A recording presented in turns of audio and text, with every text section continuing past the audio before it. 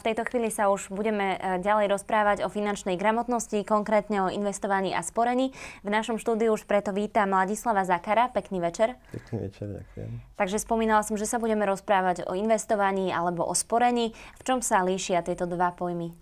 Tak v podstate investovanie a sporenie majú k sebe veľmi blízko, pretože sporenie je vlastne svojím spôsobom investovanie, ale s vopred určeným výnosom.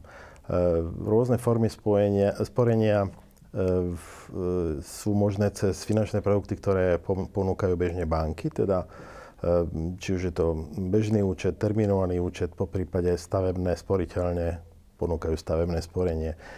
Tak ako som už povedal, už vopred sa stanoví úroková sadzba, o ktorú vlastne sa navýšia investície klientov a tým pádom je to investícia, akorát, že je stanovené už vopred, aký výnos bude. A kdežto na druhej strane investovanie je vlastne filozofia investovania spočíva v tom, že klient, ktorý investuje svoje peniaze, tak to sú peniaze, ktoré vlastne je známa suma peňazí, aj kam ich investuje, ale je neznámy výsledok tej investície.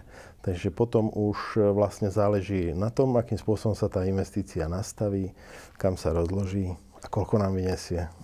S investovaním alebo sporením súvisia aj investičné stratégie. V čom spočíva investičná stratégia? Tak investičná stratégia spočíva hlavne v tom, akým spôsobom je tá investícia nastavená. V prvom rade je veľmi dôležité sa zorientovať v tom, aké máme rezervy. Z týchto rezerv určiť určitú časť, ktorú budeme investovať. Rozhodne neodporúčam, a nie je to v žiadnom prípade dobré, ísť do nejakého veľkého rizika, len z toho dôvodu, že som sa dozvedel niekde, že niečo v minulosti dobre vynášalo. Minulé výnosy nikdy nie sú smerodatné pre tie výnosy budúce. Takže tú stratégiu je veľmi dôležité nastaviť v prvom rade z toho hľadiska, že či mienim investovať krátkodobo, strednodobo alebo dlhodobo. Kdežto dlhodobo sú tie investície vždycky dávajú tak trošku vyššiu záruku toho, že ten výnos bude zaujímavejší. Dlhodobé investície vlastne, keď si zoberieme do úvahy, že investičný trojuholník, keď zoberieme ako za základný vzorec investovania, tak vlastne je to rovnostranný trojuholník, ktorý má tri strany. Jedna strana je bezpečnosť investície, druhá je likvidita a tá tretia strana predstavuje výnos.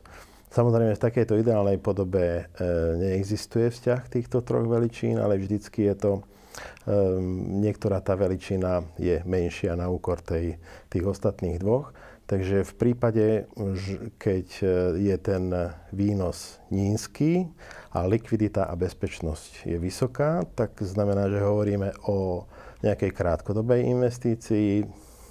Pravidelne je to bežný účet v banke, kde ten výnos je naozaj minimálny, ale zase tá bezpečnosť a likvidita je naozaj veľmi, veľmi veľká.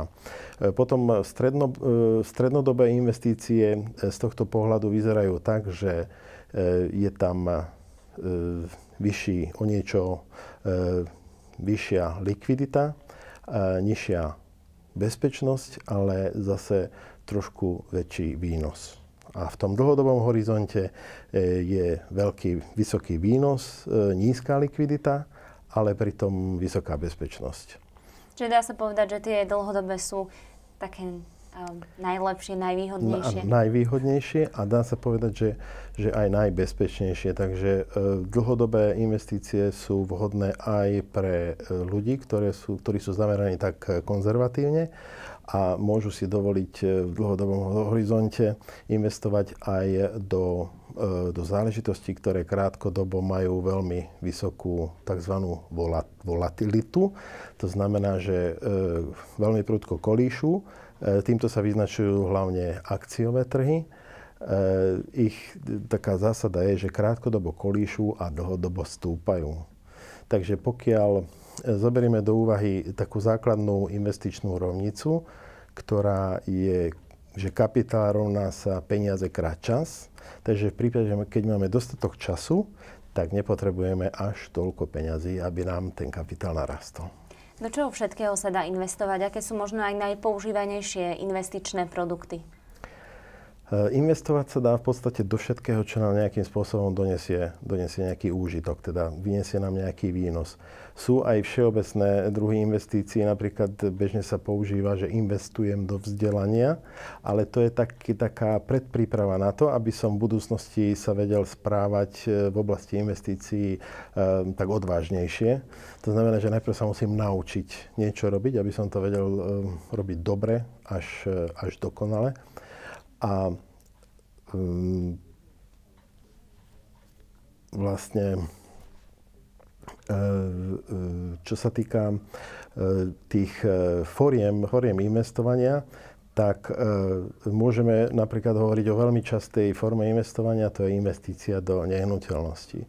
Tu je tá investícia všeobecne v dlhodobom hľadisku vychádza zhruba s výnosom 6% nad úrovňou inflácie, ale to je naozaj veľmi dlhodobé, pretože ten trh s nehnuteľnosťami je natoľko v pohybe, že v poslednej dobe ten vývoj nasvedčuje, že sa nedá veľmi, veľmi dobre predvídať, akým spôsobom sa bude investícia do nehnuteľnosti vyvíjať. Pretože s touto investíciou je spojených veľa výdavkov, poistenie nehnuteľnosti.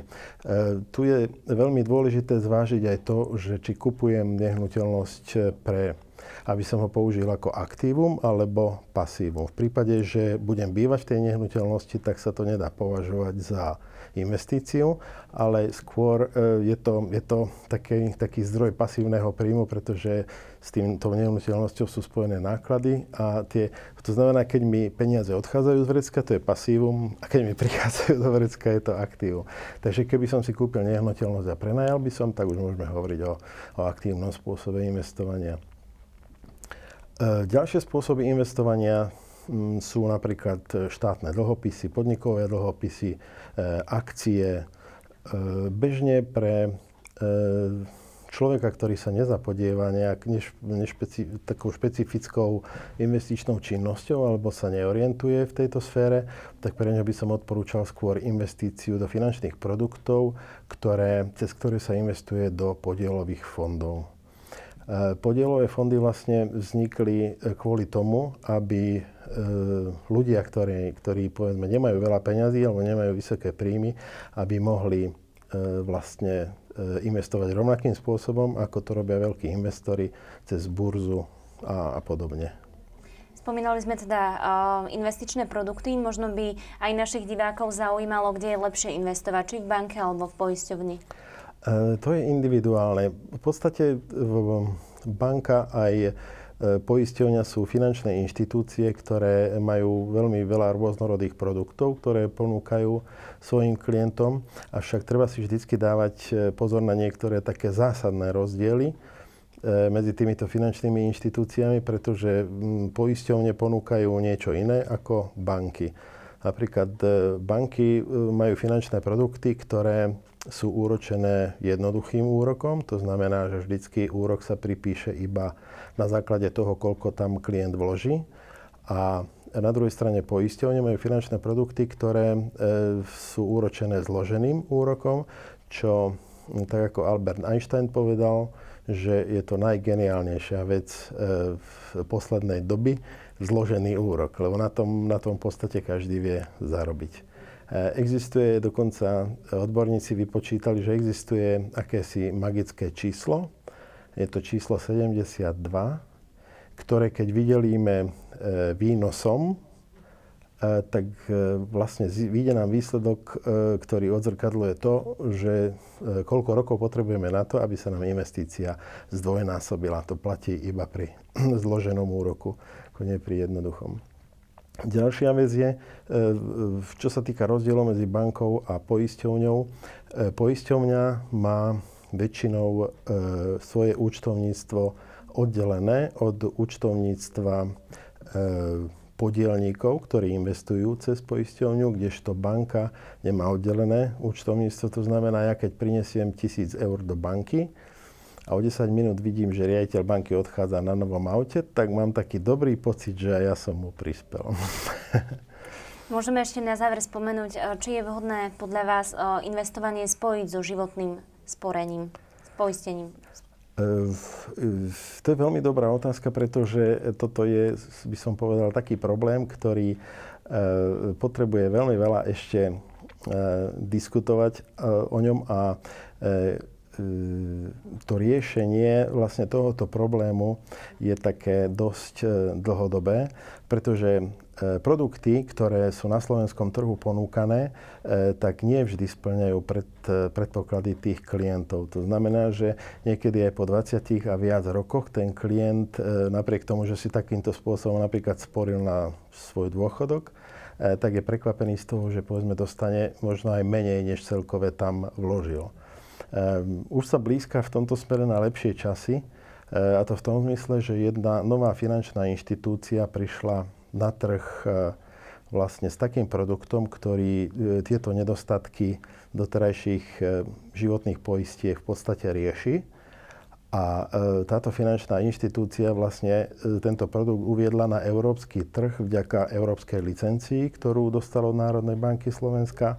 A ona mohla vlastne urobiť taký proklientský krok z toho dôvodu, že do svojich všeobecných zmluvných podmienok vlastne zakomponovali Európsku chartu na ochranu spotrebiteľa, ktorú tie staršie poisťovne povedzme ešte nemali za povinnosť urobiť. Takže čas ukáže, čo nám to prinesie, ale zatiaľ prvé výsledky sú veľmi dobré a klienti sú veľmi spokojní.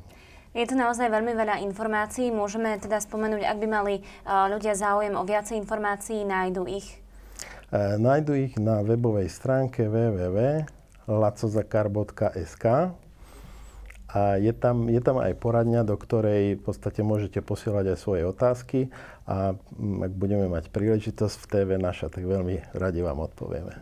Tak to bolo už naozaj všetko. Ja vám veľmi pekne ďakujem za rozhovor a vám, divákom, prajem ešte pekný zvyšok večera.